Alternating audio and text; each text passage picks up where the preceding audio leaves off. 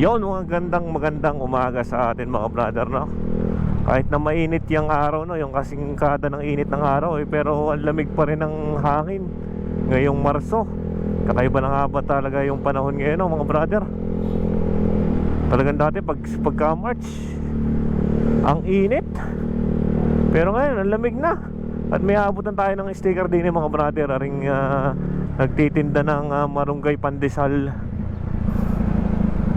Sini nga abutan natin din rin mga solid na sumusuporta sa atin. Na ikaw yun, oh. Ikaw yung humihingi. Doon pala kayo nakano. Anong pangalan mo? Charlene. Taga saan ka ba mismo? Taga Masbate pa. Nakikita ko nga kayo doon. Ano yung sticker? Shoutout kay Ate Charlene. Yan. Baka may gusto kayong pa-shoutout. Ha? Shoutout nyo yung mga kamag-anak nyo sa ano? Ha? Nahihiya. Sige ate, thank you.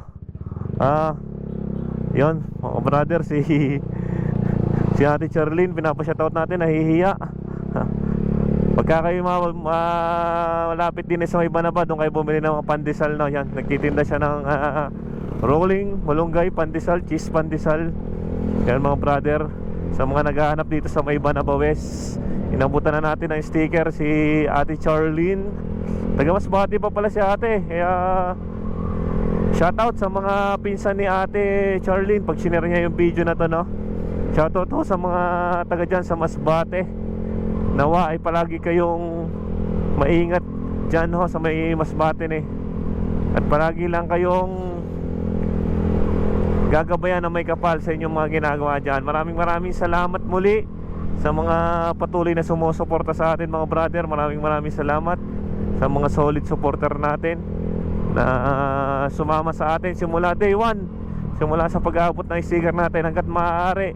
Hanggat kaya natin, mga brother, mag-abot ng sticker, ay mag-aabot tayo ng sticker sa mga solid follower natin. At ginagawa natin paraan pati na magkaroon ng sticker para mabigyan kayo kahit konting remembrance man lang na tayo ay nagbablog-vlogan dito sa